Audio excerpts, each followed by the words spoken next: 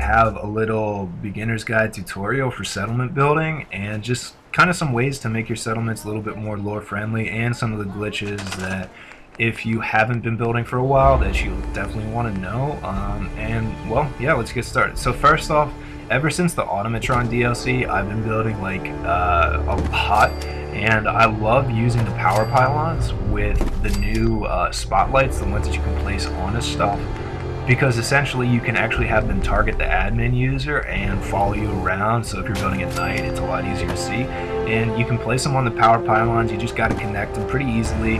And then what you want to do, just for the purpose here, like I just put a generator down. Of course it doesn't look really good if it's just out in the middle of nowhere, but that's completely up to you. You want to place an actual terminal between the generator itself and the first power pylon that you got connected to it. And then you can actually have them target the admin user, as you'll see. And yeah, like I said before, they'll follow you around. If you want, you can always just have them directed towards like a center area. It's up to you. I like having them target me just because they'll actually like light up inside as well if you don't have any lights in there yet.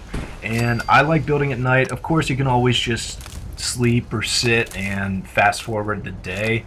But yeah, I like building at night because most of my settlements look pretty good at night, especially if once they're all lit up and everything. And I just like that feature of actually being able to have something follow me around, completely light up what I'm doing, and I like to be able to see stuff. So as you can see, they'll follow you around and we can get building. So for this first part here, it's pretty simple. What I do is I just kind of want to show you how to actually like align stuff so you can get the prefab pillar pieces to line up perfectly with the actual floor.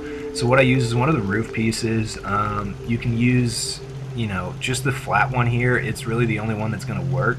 And I just put one right next to another. You want to get it lined up with the doorway. Again, this purpose is just to show you like what you can do with it. Put another one there if you want. Really, you don't need to. And then you place the shack upper floor because it'll snap perfectly. And then you can take one of the prefab whatever pieces, the wood ones, the metal ones, and you'll line it up perfectly. I've seen no respawns do this, but he lines it up by himself, and I've found this to be a little you know, less time consuming because you don't need to line it up perfectly each time. And then for this purpose here, I just line up one of the doors with one of the staircases. For some reason the bigger one doesn't fit, even though it always does. So again, this part doesn't need to be perfect. You can place one of the concrete foundations out there if you just want to overtake the little staircase there, but it doesn't really matter. So for right now, basically I'm just showing you what you can do with the actual prefab pieces if you want them to line up perfectly. And then yeah, after that, another prefab, doesn't really matter. And you can see how here, like, they're lined up perfectly. I use one of the metal ones just to show that you can get variety. But you're going to want to take one of the stairwells, and you can see that it snaps perfectly. Snap it on whatever side you want, doesn't really matter. Just for purpose here, we're just, again, lining it up so it'll actually work. Go up top, doesn't really matter which piece you use as far as the prefab. Like, I even use this wall piece here, like the corner one. You just have to, you know, get it lined up. And just for right now, it works. It doesn't really matter. You can use whichever of the prefab pieces that you want. You can even use one of the shack floor pieces if you don't want to have the pillars. If you just want to make sure it's lined up perfectly, it's super simple. You can use the metal pieces, doesn't really matter. And then after that, we're going to basically show that you can line up anything perfectly no matter what, as long as you use the stairwell piece. It's up to you, again, which style you want. If you want everything to be 100% like the same, you can do that. I just don't like doing that. I like some variety, but okay. So as you can see now, that stairwell piece is floating a little bit, and a little bit later we're going to take that out entirely, but just for right now, if you want to use that, you can. Move it to the side, put one of the roof pieces down so it'll snap, place the stairwell back right up top it, and there you go. It's completely flush, no show, nothing. You're good. So place one of the stairwell pieces back onto it. Place one of the shack pieces right there so it actually is there. And then you're going to need, of course, a little landing pad, a little area to actually walk on. And I like using the wall pieces, the ones that actually stick out a little bit, just because it's not, you're not going to need to support like a full shack floor or one of the upper pieces. And then you take one of the end walls, you can put them on either side, like it doesn't really matter, I just use it for the purpose here. And if you see how I kind of like levitated, or not levitated, but actually moved it up, like you just hold the left bumper and press A and press forward on the left analog stick and it'll actually kind of guide it like that. But now what I want to do is show you that you can actually use the other, the metal pieces, like the metal wall pieces that look exactly like that. That'll snap perfectly in place each time too. So you just, again, you can use whichever metal wall piece you want. You take away the existing wood piece that you have, and you have, of course, you need to make sure that you actually have the end pieces in place before you do this.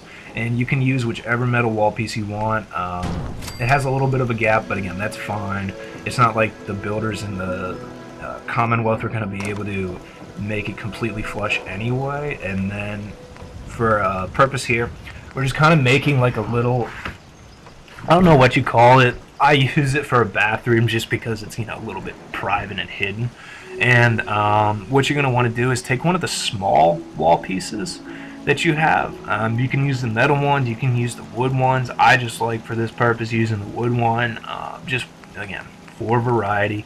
Place it where that column is, and then you take one of the actual corner pieces, metal, wood, whichever one you want, pop it in right there. It'll snap.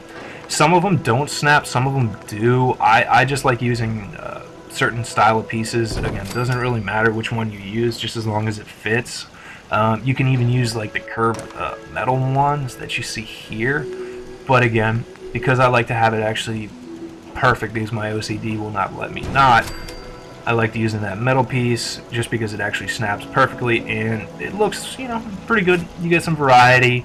It's not going to be the same each time, and yeah, again, you can use whichever ones. And as you can see, I don't like actually using these stairwell pieces just because for some reason, I don't know, I think that they're kind of useless as far as actually being made available in your settlements.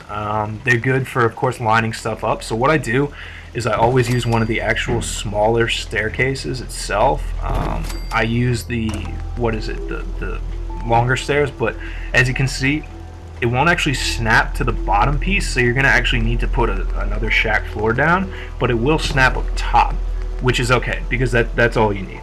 You just need it to snap on one of the 1x1 shack floor pieces, and then again, you remove the shack floor and you're good to go. You can place the actual other wall piece there, and as you can see, the column doesn't intersect where the stairs used to be, and you actually get a little bit more room to move around in to put some other stuff. It's like a balcony if you want to have it like that, or I don't know, it just depends on you. And for me, like, I like having support there just because, I don't know, it makes it seem a little bit more realistic. You can use a bunch of different things. Like, I like sometimes using the shack bridges, especially on like builds that aren't in sanctuary or like completely flat, because a lot of times they'll go straight into the ground, and as you can see, it looks like it's floating a little bit because for some reason only one of the supports actually touches the ground, which is, yeah, it doesn't make any sense to me. So I'm going through just a little bit of the other supports you can use, and since the Automatron, or sorry, patch 1.4, like, they added these raider cages, which are awesome because they are pretty much like the size of one of the outer walls, and there's not a lot of gappage. It'll look like it's actually supposed to be there, but again, depending on the aesthetic you want, you might not want raider slave cages right there, or you might not want the next part that I use, which is the totems. But I love using these new totems because they'll actually go pretty flush right up into the floor, the shack floor itself. And one of my previous builds, I was actually able to get the totems themselves to go through the shack floor, like where you could even see it. So they look pretty good. Like, as far as support goes, they don't look as good if you want it to be like a super clean settlement, but if you're making like a raider thing like that, you can always just put the totems in themselves. So alright, for this next part here, place some railings. You got a little balcony, but what I'm placing the railings for is actually going to be to replace them with the end wall itself, like this part here. You'll see in a second just that I actually go ahead and make it flush. Like I've seen some people do it in the past where they kind of just, I don't know what you even call it, like you just align it perfectly, but it's not perfect. So we're going to replace this end wall here with the actual railing itself. So first you just want to move that wall there. You take one of the 1x1s, align it up, it'll snap into place, but first you have to take away the totems because again they're actually in the floor and they won't ignore collision. Put one of the railings right there, remove the 1x1, take your wall piece, shack wall and roof, put it in, it'll snap, you just have to get it to the right angle, and there you go, you got a little lookout. It's perfect. I like it. It works for me. So this next part here, we're going to be making a little staircase. It's a little angled staircase. It's not like a curved one or anything. I'll show you how to do that in another video. But you want to take one of the smaller stairs themselves, place it onto the shack wall. It'll snap. Take another stair, and where you see that like wall break, or the shack floor, excuse me, break, you place it there. Make sure it's kind of lined up as best you can, and you just have to go through trial and error. And the good thing about the smaller stairs is that they ignore a lot of unit collision, and as you can see, like, you don't have to take away the stairs and put it on top of it. You can just literally leave it and it'll actually go up from the bottom itself, like a, you know, I don't know what you even call it, but it just does. And for this next part, you're going to want to use one of the outer gap walls, one of the bigger ones, just because the smaller ones themselves, like, they'll leave a gap. Of course, there's a way to actually get no gap, but then up top, it's going to look funny, especially because the rest of your entire little house here is normal. Like, there's no tricks to it. So put one of the 1x1s, put whichever wall piece you want. You can even use like the metal ones here, just as long as you see that there's no gap. Place one of the 1x1s, place another wall piece, doesn't matter which one you use, and then you're good. It's not gonna look ridiculous. You can place a roof up top.